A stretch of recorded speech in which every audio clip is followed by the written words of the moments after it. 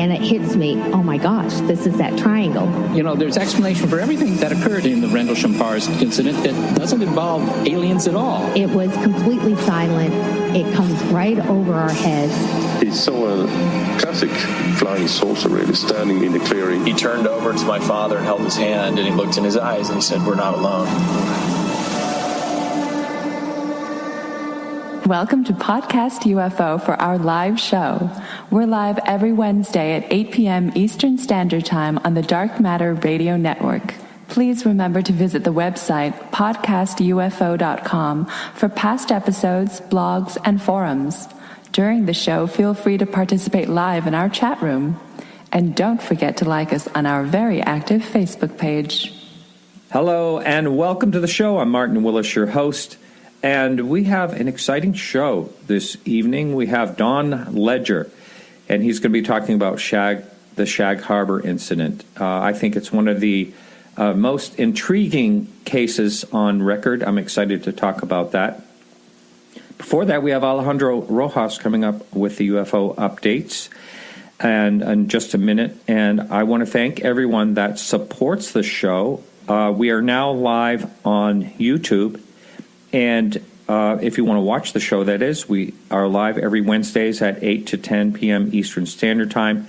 If you can't support our show and you'd still like to hear the whole show, you can, of course, watch it live, or you can also go over to the Dark Matter Digital Network, and that's Thursday evenings from 10 to midnight. There's another radio station that plays our show in full, and I will get you that information. I'm not sure of the time or date, but I will get you that information as well.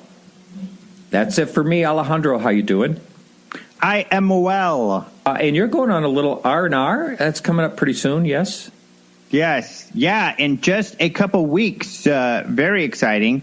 So the week after next, so it can't come soon enough. And luckily, next week is a short one because of Memorial Day. But I will be going on a cruise, sailing the seven seas. Actually, I'll only be sailing one, maybe two, actually. I don't know if it's a Sea, the Gulf. I think it is the Sea of Cortez. So, yeah. Wow. Mm-hmm. That's great. Awesome. So I have kind of an announcement, too, for everybody. And the mid-June, I'm going to be heading overseas again, and this time I'm going for 42 days, which is a long time. Whoa. I know. I should be more excited about it because I will be going to, like, Crimea and places like that. But I think I'm going to, for my own sanity, I'm going to try. I might run the show on YouTube because I don't have a radio schedule like I used to. So I might run the show on YouTube, which would be 1 p.m. Eastern Standard Time, during the day. I don't know how people are going to like that, but hopefully they'll come back. But I think instead of me getting up at 4:30 in the morning or 4 o'clock in the morning, whenever it was, I was doing that last year, I might just do the show at 8 o'clock in Russia, which is 1 o'clock in the Eastern Standard Time. So that is something, it's not in stone. Matter of fact, you're welcome to email me at martin@podcastufo if you have some negative or positive feedback about that. So if you did that, I would probably be able to join like live on the video. Oh man, that'd be fun. That would be really great because I know it's really hard for you to do that now, and you can only do it every once in a while. So that would be awesome. That would really, I mean, because I'm so busy, and I hate to say that and I hate it when people are like, I know you're really busy. Everybody's really busy, so I don't mean to say I'm busier than anybody else. We all have busy lives, but that I really have to turn down a lot of shows these days, especially in the evening, because I've got to make sure I have time for family and stuff, and And so that's what makes it hard to do the evening stuff. But during the day is a lot better for me. So that would be a lot of fun. We will stay in touch on that. That's for sure. Mm-hmm. So anything going on? There are some things going on in the UFO world. I saw your blog today. Yeah. You want to talk about that first? Kurt Russell? I want to talk about that last. Now you just gave like up I said, you want to talk about that last, Kurt Russell? Yeah. But now you gave away the big secret. But that's okay. Some people know. But what I want to talk about first, it actually pertains to your guest. Oh. Because you're talking about Shag Harbour, and there's some Shag Harbour news. That's right. Yeah, you ready for this one? I'm ready. Yeah. So Shag Harbour was a famous UFO incident. And in fact, the Canadian government has some information about this on their site. The Canadian government has an official, like a UFO website, and where they talk about a lot of UFO stuff, and the Canadian government's, researching of UFOs, which only lasted a short period of time. Really interesting stuff. And so they do have a description and a file on the Shag Harbour event. And I've got the link and I've got that information posted here. But essentially on October 4th, 1967, the civilians and some Canadian mounted police saw this object go into Shag Harbour. And you'll be able to see more about that. They never figure out what the heck it was, and it's often referred to as Canada's Roswell. Of course, you're going to hear a lot more about this from Don Ledger details, so he can get into that.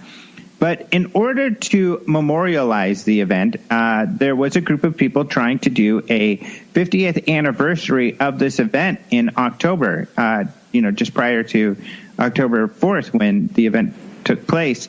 They're called the Shag Harbour UFO Incident Society.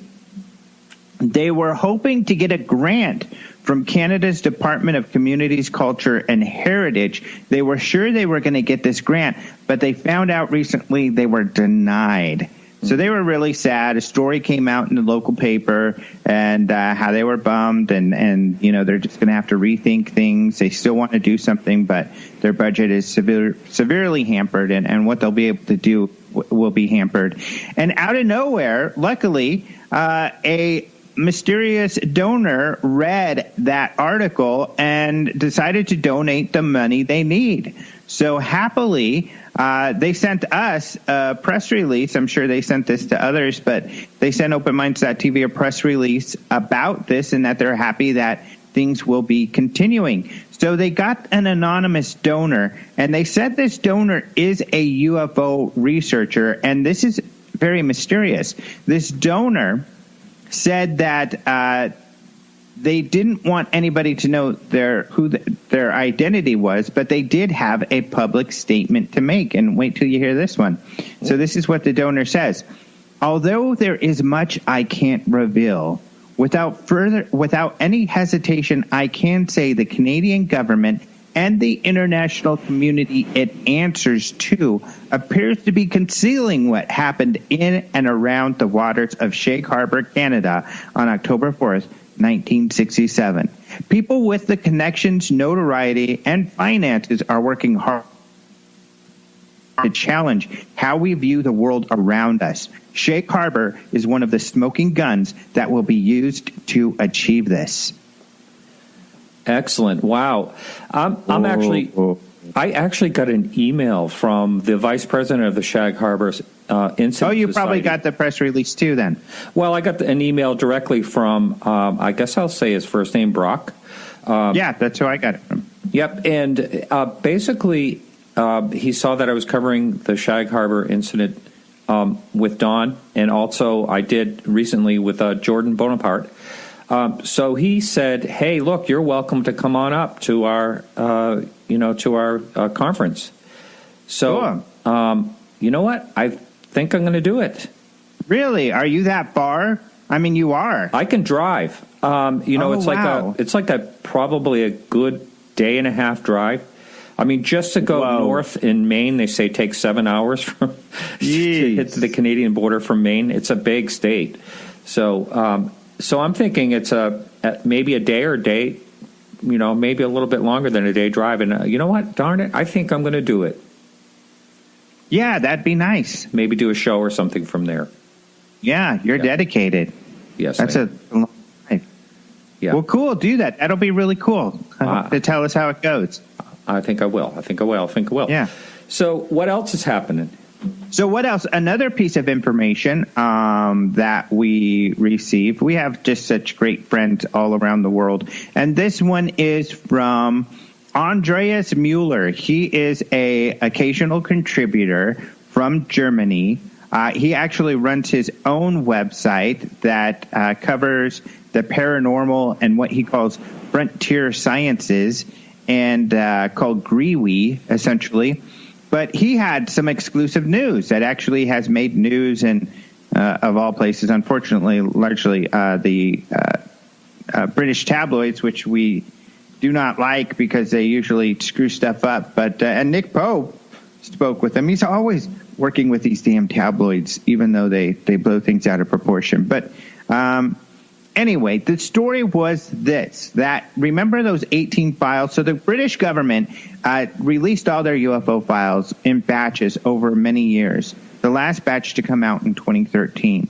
Well, during this period of time they were releasing these batches, John Burroughs, one of the witnesses of the Rendlesham Forest incident, a famous UFO sighting that happened at in Britain, at a base there that was a U.S. Air Force base. They were leasing the base. And he wanted to find out more information. He's been researching to find government documents on his sighting, and he wanted these particular government documents. He asked the UK government for them. They said, well, we're releasing the documents. You're going to have to wait. It's going to be in there. Well, when the last batch came out, they weren't there. So he said, hey, guys, where are these files? They pretty much stonewalled them. And finally, a British citizen had read a story about Burroughs and trying to get these files. So he asked the UK government, where are these files? And the UK government publicly actually answered his request and said, oh, we're sorry. I guess we do have some more UFO files. We didn't release them all. And we'll get those out to you shortly. This was in 2014. Actually, they said it would probably take 9 months to get them out. 2014. They've been delaying ever since. So people keep asking, where are these files? Where are these files? Even in the House of Lords, one of the ministers said, where are these files? When they asked the Department of the, Ministry of Defense, they keep saying, oh, we're going to release them. We're going to release them. Well, the last date they were supposed to come out was March, this March. They said that will finally have them out in March. Well, lo and behold, March comes and goes, and there are no files. So Andres Mueller, he pegged the UK government. He said, hey, guys, where are these files? He said they're going to be out in March. They're not out. They responded, and they said, due to the upcoming election here in the UK and the rules relating to government departments during the pre-election period, the files will not be released until after the election. We are working to ensure that the files are ready for release as soon after this period as possible, hopefully around the middle of June. Well, in a way, I know they keep putting it off, but in a way, I can see that, it'd be kind of exciting if they cause a stir, but, that's got to be the reason. They just don't want to deal with any controversies around election time. So I guess I get that part. I cannot believe you're making excuses for the UK's withholding these files. Well, if they stuck to the March thing, it probably would have been just fine, right? Yeah, why couldn't they do it? I mean, it's now been 3 years. Yeah. For goodness sakes. If they delay it again, they really have no excuse for it, really. Yeah. And at this point, since they've delayed every single time they were supposed to come out, I mean, the confidence level that they actually will come out in June, at least for me, is pretty low. So there's no saying. Do they have a similar regulation in England as they do in the United States as far as the Freedom of Information Act? They do. Yeah, it is very similar. And Nick Pope has spoken to this. Of course, Nick Pope worked for the Ministry of Defense investigating UFOs for a few years in the 90s. And he talks about how even though they have a FOIA, it's still very easily to hide the documents. They could have been destroyed. They could have been moved somewhere where nobody knows where they are. Or they could be moved to a private corporation. in which those people do not fall under the Freedom of Information Act, theirs nor ours here in the United States, so they would have no obligation to share those files. So there are a number of scenarios and ways that those files could be kind of swept under the rug, and so, he feels that there are other files out there that may never come to light. Yeah, well, not to go completely conspiratorial, but, the government, I'm sure, does things through private contractors in order to avoid any type of congressional, I'm talking about our government, congressional investigations or that could be possible. Well, it seems that the military at times, and I'm sure other agencies, will destroy files if they're that, incendiary. I don't know if I'm saying, if they're that, revealing of crimes or something really negative to which they feel they never should come to light, and maybe they feel that there's no value to the information anymore anyway, that I think people do destroy documents probably on a regular basis. I think we've heard of that several times. So some of these documents could be destroyed. In fact, my next show will be with Nick Redfern, and we actually already did the interview, and he and I talked quite a bit about this when we talked about Roswell. We'll both be speaking out there, and he has some of your listeners may know, and maybe you'll need to talk to him at some point about it too. He has a alternative theory when it comes to Roswell, and so it's like those are files that they say they've lost. They've been destroyed and they're gone. So but Chase Brandon found a box that said Roswell on it. Yeah, but I mean, this is the whole problem with the Trace Brandon thing. He found a box in the CIA's library. And apparently, and this is a library any CIA agent can go into in Langley. It's right there, I guess, in the lobby. You do have to be a CIA employee to go in there. But this box, it apparently just had books. And in particular, it was Corso's book he read. So it doesn't seem like it had anything secret or it just had, like books and media stuff, nothing that the public didn't see. Although it is interesting that Chase Brandon says the material, including, the Day After Roswell book, convinced him that, there was something to the Roswell incident. But, it doesn't sound as though he necessarily read anything that was top secret. And if he did, I mean, that wouldn't be the best place to have it, where any CIA agent can go in there and say, oh, look at this. Aliens are real. Not only that, I'm sure that anybody would realize the fact that if there was a file box with Roswell material in it, it's not going to say Roswell on the outside. It would say box number C2357 or some type of code numbers or something. It wouldn't. Well, in a library, it might say Roswell. Yeah, I didn't know it was in a library, actually. Yeah, if it was official, documentation, you're right. I think it would say box XYZ or box 12345-75-3. But since it's a library, it makes more sense even that it is less sensitive material, because it's just, they have it in their Roswell section. They have sections for probably everything. Maybe even a Martin Willis section. Well, it's similar to, I had mentioned on the show months ago that, an ex-CIA agent, not a former, a retired CIA agent, had Magic 12 documents in his footlocker, which I thought was meant something, but it could be just a curiosity thing. I never did get anywhere with his son or anything on that. So I think it's just something out of curiosity that someone may have in the topic itself, and just collect that as it's probably fun for them to read through something like that. I agree with you 100%, my friend. Yeah.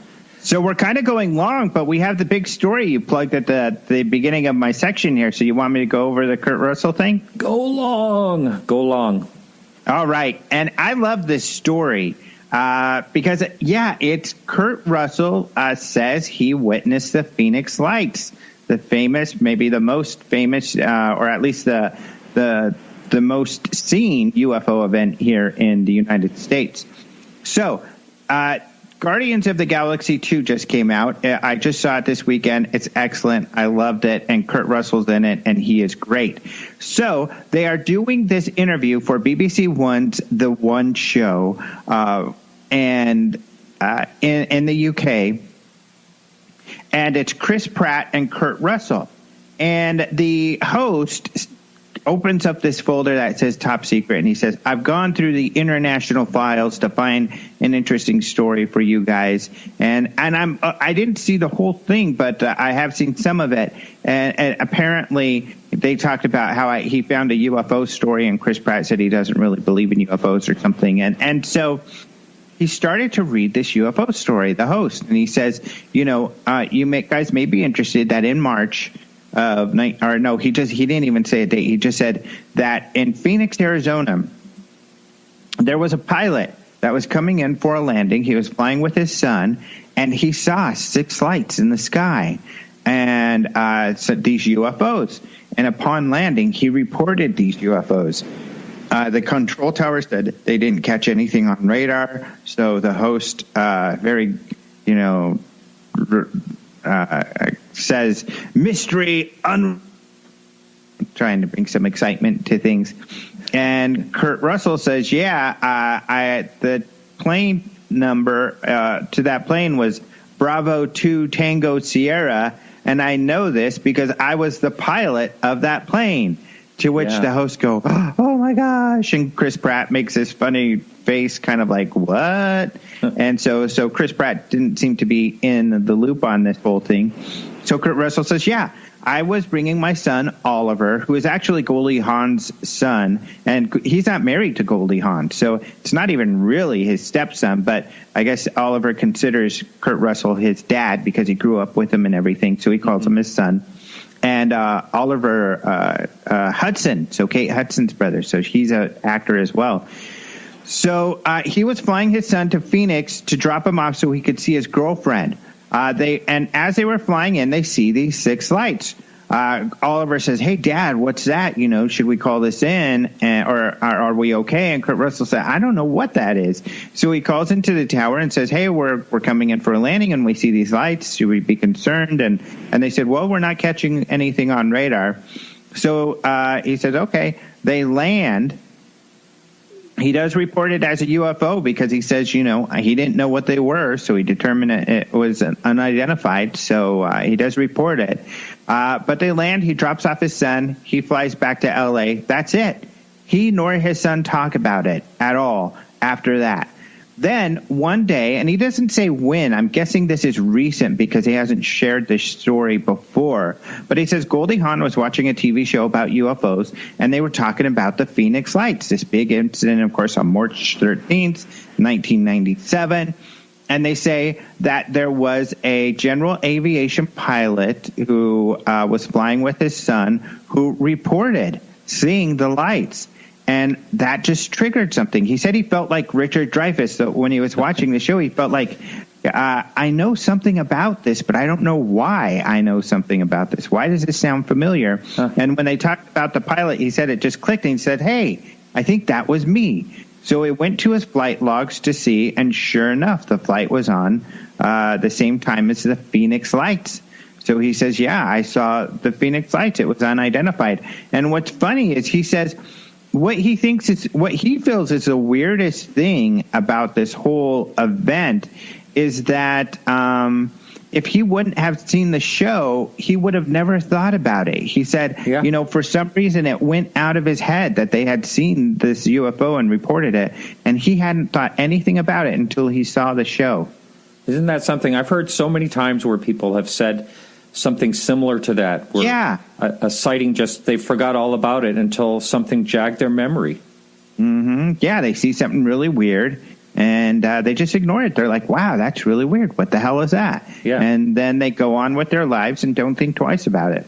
Now, a listener, and of course I want to thank you out there, listener, whoever you were, that sent me that video, I think it was a few weeks ago, but I watched it it was one of those things where I watched really late at night or in the middle of the night when I couldn't sleep or something, and I forgot all about that until you brought it up the other day. Yeah, this is great. Kurt Russell's, I don't know, I really always liked him a lot. He's a cool actor. He seems like a really nice guy, even though you don't know him in person. But just the interviews and things I've seen, he just seems like a real down-to-earth type. He does. He seems really cool. And I love the story because, I'm really close with my girlfriend's daughters, especially the youngest who's graduating tomorrow from high school. Ooh. And so I understand. I feel similar. And, it's really cool. And it speaks to Kurt Russell that, that I guess Kate and Oliver Hudson regard him as their father, even though he isn't, just because he's been there for them, right? To help raise them and everything. So, and even though he and Goldie, after all of these years, have never gotten married, so it's really cool. And he seems like a cool guy and a great actor. I've always loved him too, and he is really good in Guardians of the Galaxy too. Great movie if you haven't seen it. I loved it, and I would say I liked the first one, but I think I like this one a little more, actually. Really? Wow. That's so unusual to like the second in a series. I know. Yeah, exactly. And it is unusual, but of course, even though it's unusual, it's wonderful when that happens. Right. Hey, had you ever? This is totally off subject, but have you ever watched the movie Overboard with them two in it with Goldie Hawn and Kurt Russell? That is so funny. That's such a great movie. It is really funny. I mean, one of the lines from that really sticks in my head, and I just think it's so hilarious for some stupid reason because it's a stupid scene. It's when the little kid, like Goldie Hawn, they drive her nuts, and Kurt Russell comes home and she's like catatonic, and the little kid goes, I like it when she goes, ba, ba, ba, ba, ba, ba, ba. I totally remember that because I've watched that movie so many times. That's really funny. Yeah, you get that down pretty good. Yeah. Yeah, really funny. Yeah, awesome. All right, well, I know we went extra long, 20-some-odd minutes. Whoa. 6 minutes, almost a half hour. But you know what? I'm cool with that. So good. You have a good one, and I'll be talking to you next week. All right, you have a great one, too. Talk to you next week. All right, everyone, hang on for just 1 minute after this quick music break, and you'll hear the phone ringing. I'm going to be calling Don Ledger.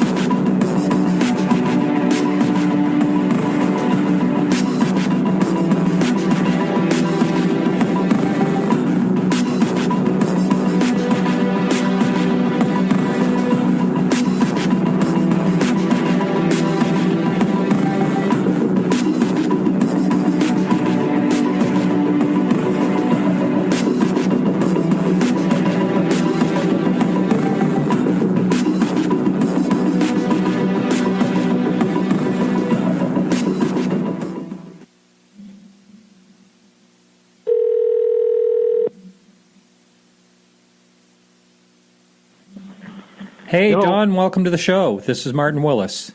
Uh-huh. How are you? How you doing, Mark? Good. Welcome. You were on my show, God, I think it was back in 2012, maybe. And I think it was, yeah. Now, there's a lot of talk about Shag Harbour lately, just because it's coming up, mostly because it's coming up on the 50th anniversary. 50th. And if you could, can you, for the person, there was someone in our chat room. Now, I do have a bunch of questions for you that came in last week. And so I'm going to be asking you a bunch of questions. But if you can give like a 10 or 15 minute nutshell of how the whole thing happened and how you got involved in it actually as well. I'd like to know that. You don't live real far away from there, or do you? Do you live far away? Oh, a 3-hour car drive. 3 hours, okay. That's probably not really that far for up there, right? Yeah. No. So if you can give kind of a nutshell of what transpired back on October 4th, 1967, and then further on, like I said, we have a couple of questions that branch out of there as well that'll be coming up. But sure. Just if you go ahead and talk about that, I'd be grateful. Yeah, Martin, where are you at physically? Where's the show I'm in the state from? of Maine. Oh, you're in Maine. Well, you're across from us, not south of us. You know Maine goes further north than Nova Scotia does, do you?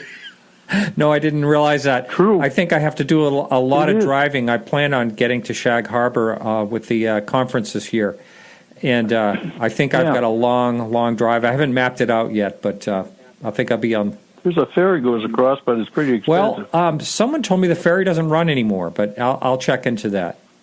Well, I think it is this year. Oh, okay. Again. Well, Who yeah. knows? All right. Yeah. So let's hear about what happened back in 1967.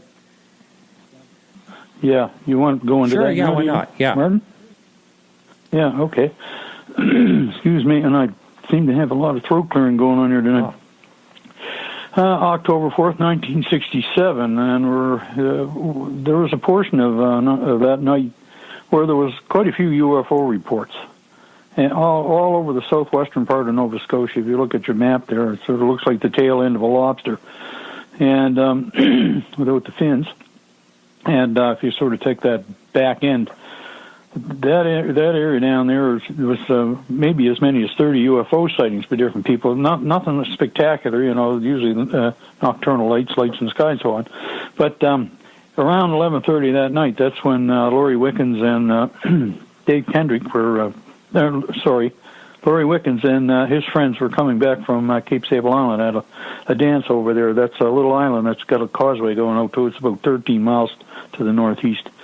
When they were in their car and they noticed a string of lights in the sky on the right-hand side of the car sort of traveling along with them, but passing. They figured it was up about 1,000 feet or so. And finally, as they were getting closer to Shag Harbour, the thing started to curl around the front and made a beeline towards the water in the harbor, towards just past the western side of the harbor.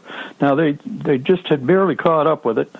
And when it went behind a line of trees, and they came around a bend over a little hill there. You'd see it yourself when you get down there, and it opens up right onto the water there. You're right on the edge of the Atlantic Ocean. So this at what used to be called the Irish moss plant, and they had lost sight of it. But one of the girls in the car thought she heard a whoosh and a bang. Anyway, they pulled over in the gravel parking lot right on the water, on the edge of the water, and they looked out and they could see this dark object, hence the title of the book, and with a pale yellow light drifting on the water or under its own power, sort of going away from the shore. At that point, it was only about 800 feet out, which wasn't very far.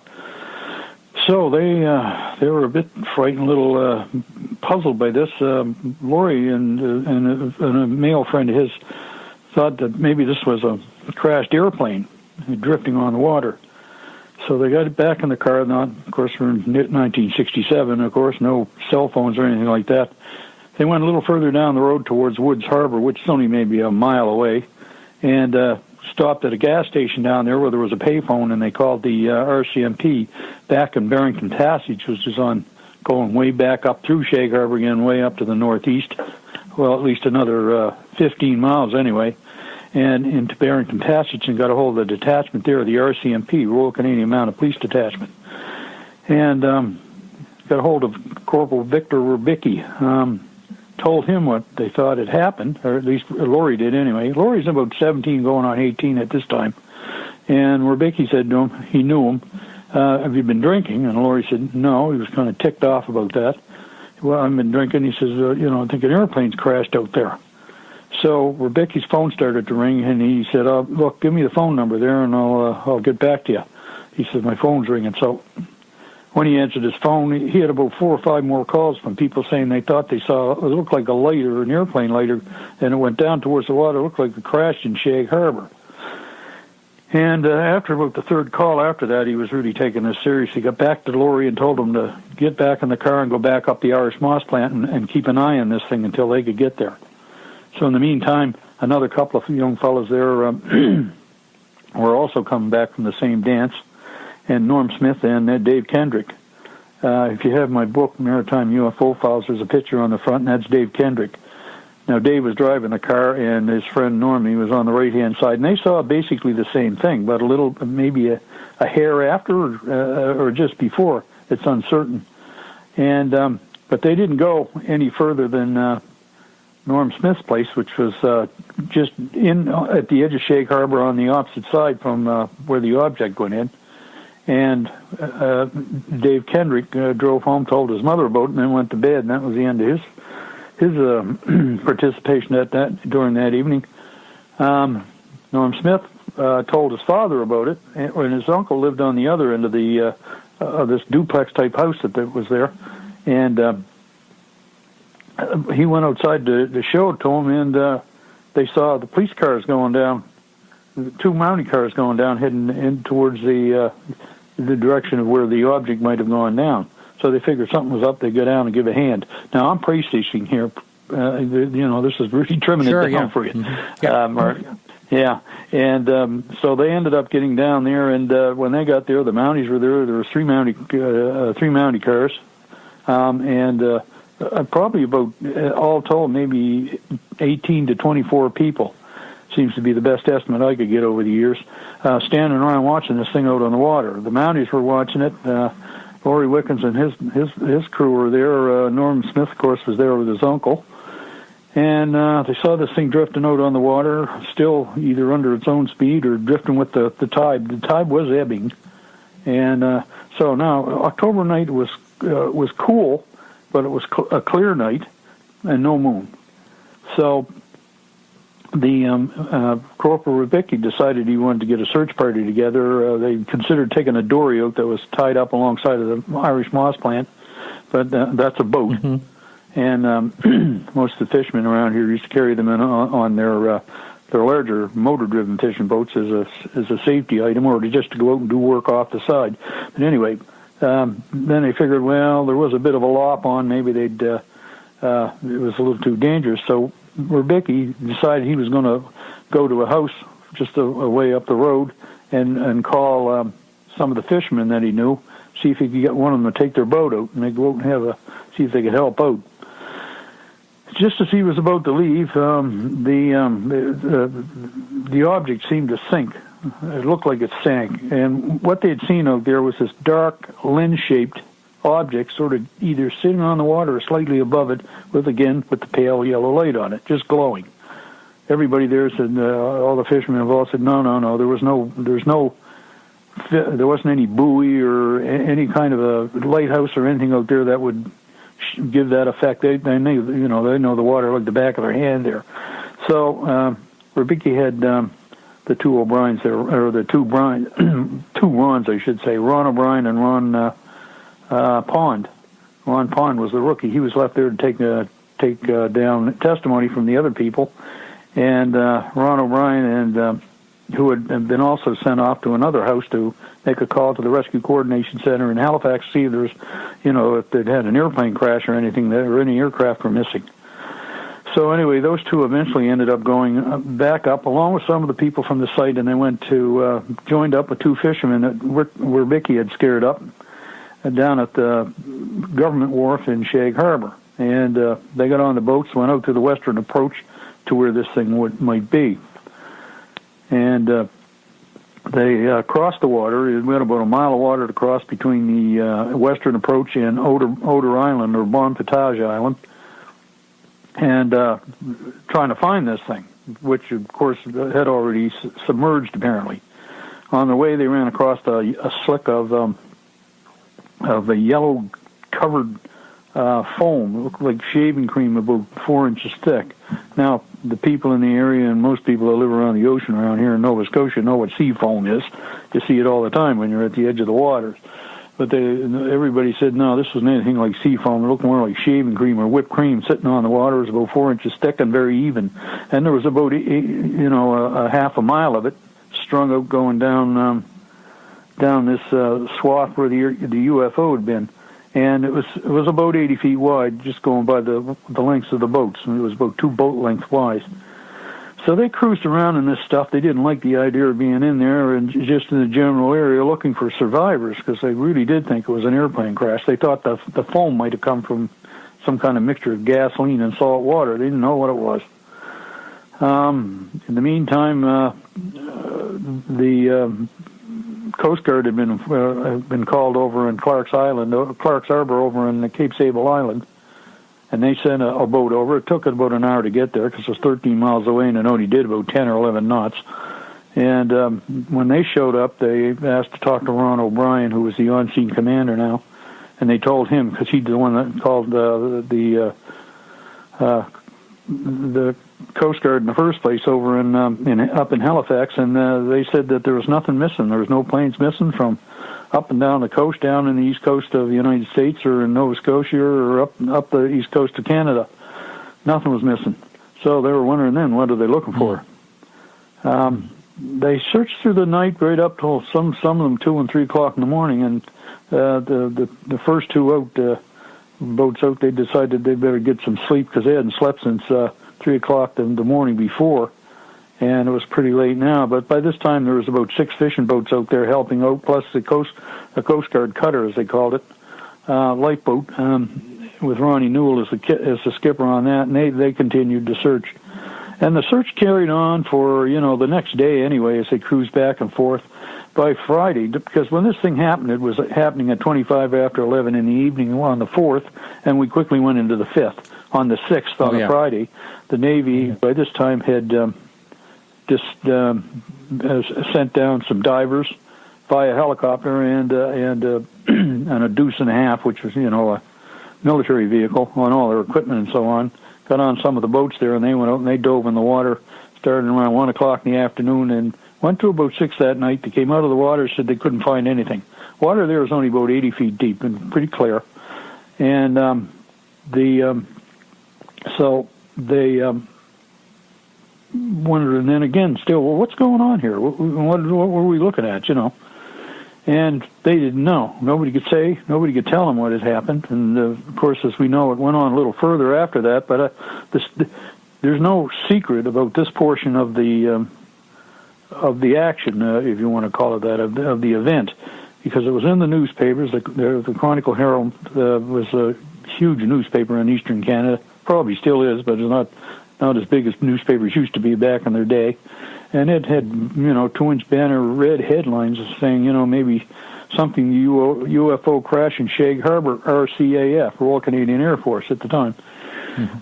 So, not much happened after that. The rest of the story didn't develop until maybe almost 20-some years later when Chris Stiles stumbled upon a guy who had a story to tell. And by that time, I was involved, or got involved shortly after with Chris, and we started to look further into this case. So the rest if you read the book. Yeah. So I'll ask you some questions along the way here.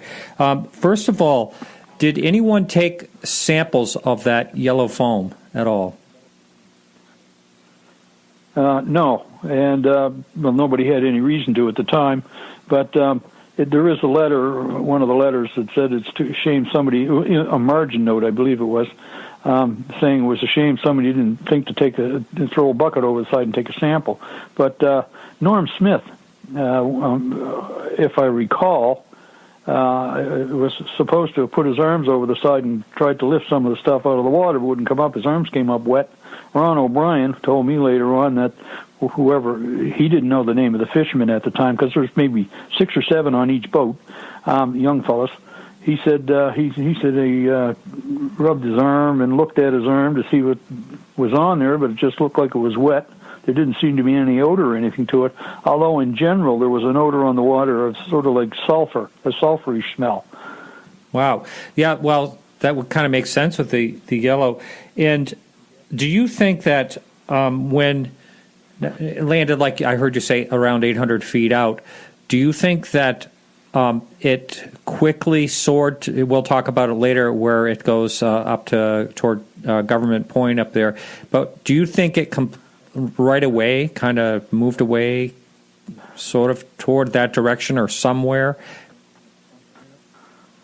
Well, in order for it to get away from Shag Harbour and between Otter Island and Shag Harbour, if you look, because you're almost on the shoulder of Nova Scotia, where it's turning around to go into the Gulf of Maine there.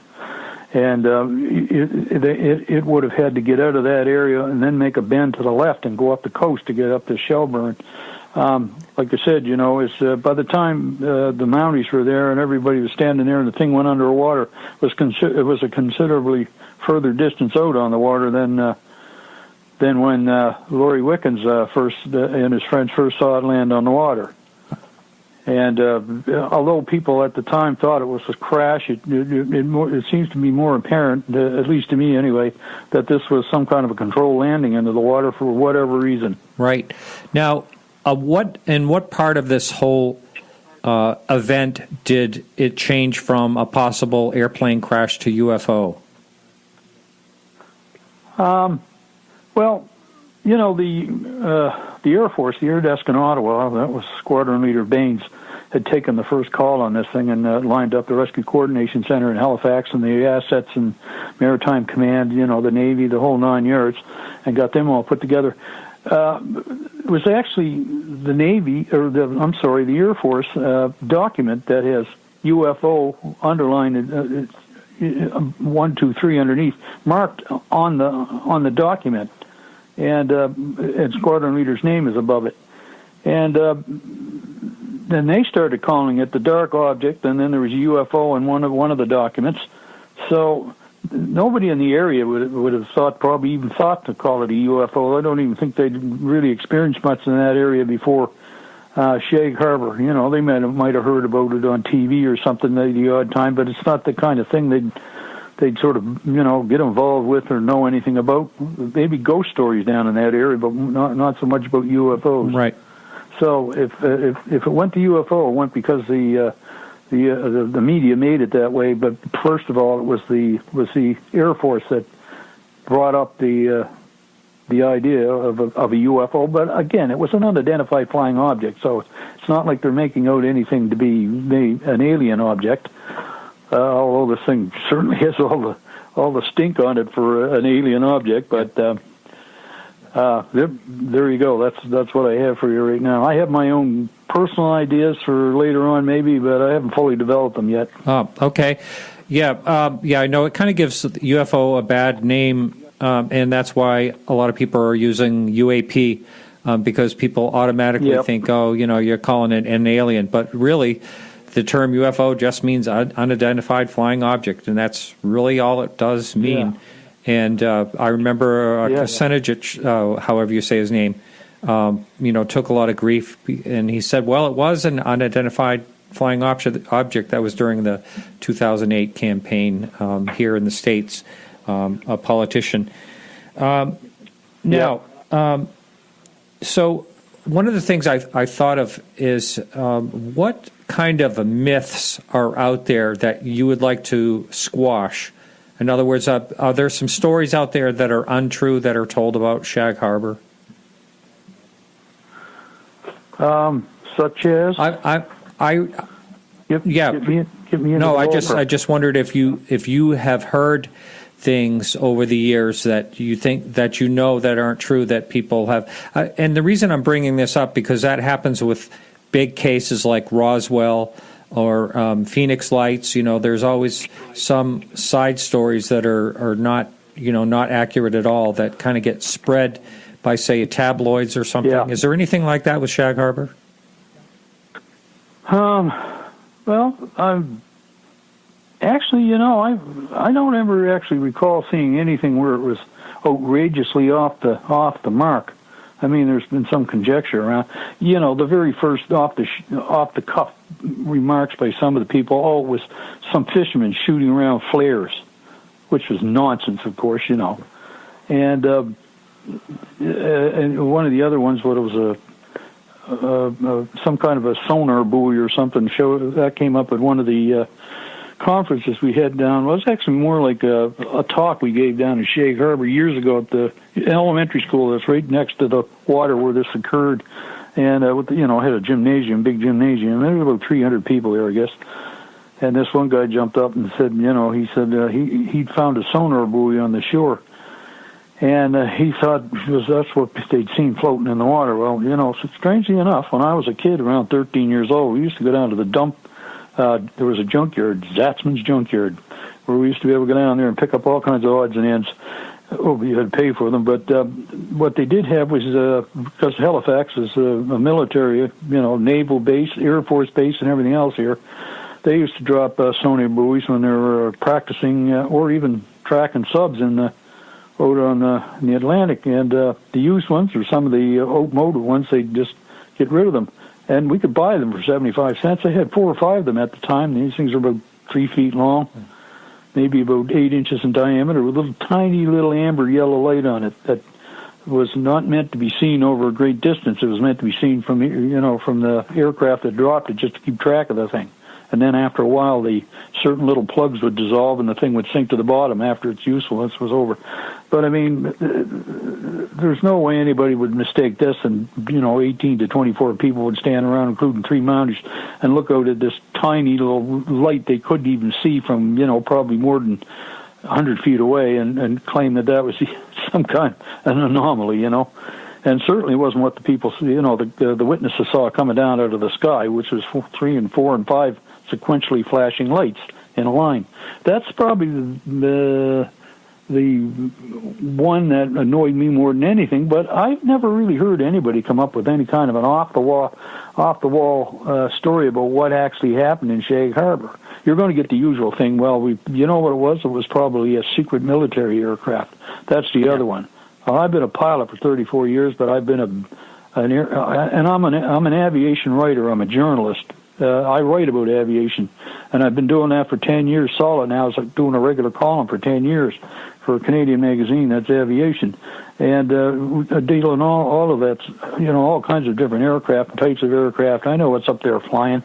And we didn't have it. We didn't have it in the Second World War. We didn't have it after the Second World War was over with Kenneth Arnold and Roswell and some of these other places. And we don't have of course we had some. Now we have some stealth aircraft, but I mean we know what they are.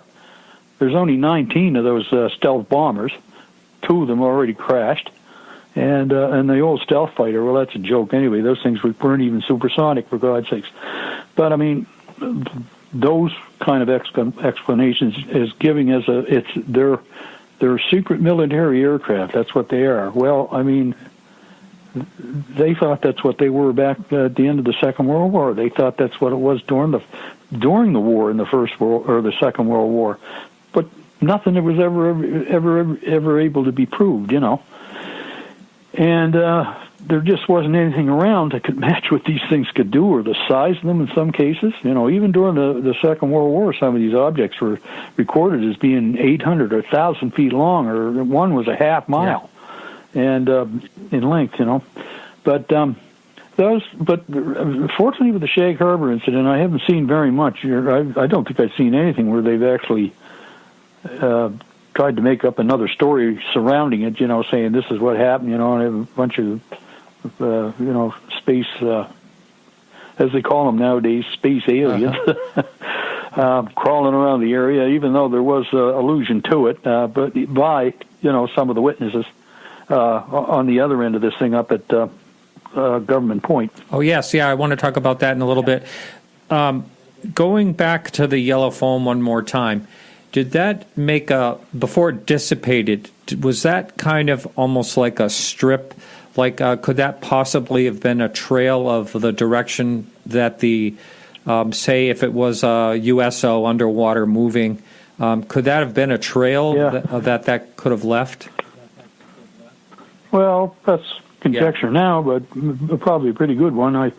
It's associated with because nobody knew what it was, and nobody knew what the other thing was. You sort of put the two unknowns together and come up with one big unknown, and that is pretty much the thinking. That whatever this was, it was a byproduct of what this object that had gone onto the water and then went under the water. And I can't refute it, considering the fishermen that I talked to that were involved. Well, Norm Smith and for one,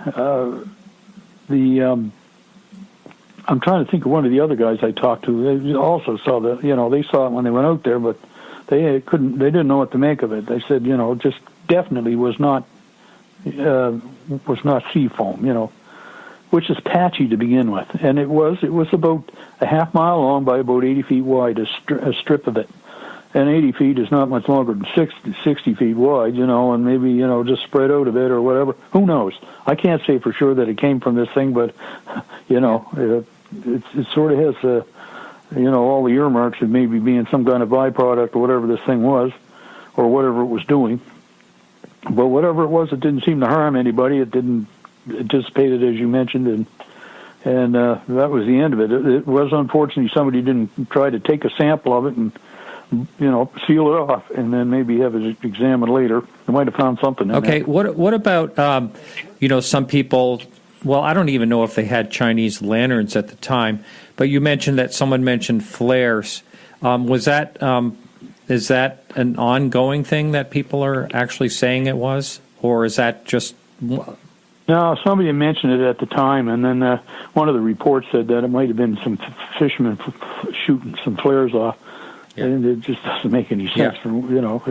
When they rode on the water, there was the only light was a pale yellow light on the object.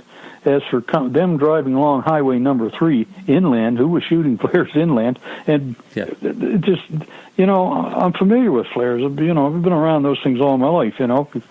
Part of my family were fishermen to begin with. Particularly when I was younger. For one thing, if they had them, they used them on the boat. They weren't just, and this is a weak one, but I mean, they weren't just going to fire these things off for the sake of firing them off because they had to pay money for them. And but they're just a flare goes up, arcs over, comes back down, burns out on its way down. That's pretty much what it does, and they're red. And there's just no relationship to what the witness has said. And we often find that in ufology, I hate that word, but there you go, that people try to, I watched one of those programs on National Geographic the other night, UFOs Declassified, and they had an astronomer from Toronto, York University, I think it was on there, talking about, what he thought people were seeing. Well, he had no conception of what the reports say, or what we've delved into over the years. And I'm not talking about Shag Harbour. I'm just talking in general. That they started talking about Venus and Saturn, and Jupiter and the moon and all this. It's just plain foolishness. They just don't match into what the witness is saying, and you see that quite often. And it's quite annoying, actually. Yeah. And these people are taken as experts when they're really not in that area. I have talked about that a number of times in the show where, the story that, the explanation that has been produced is so far off from, and there was another, Jordan Bonaparte talked about this other major case, and it was 1970s. Where someone said it was Venus or something, and it has, how could Venus move and turn and have flashing lights, and, it's just so far off. Well, that's it for the free part of the show. Thank you so much for listening. Next week, we'll be back with Ben Hurl. He's from Australia. We're going to be talking about some Australian cases. So if you'd like to support the show to listen to the full shows and archives, just go to podcastufo.com. It's only $2 or more per month. Thanks a lot, and remember to keep your eyes to the sky.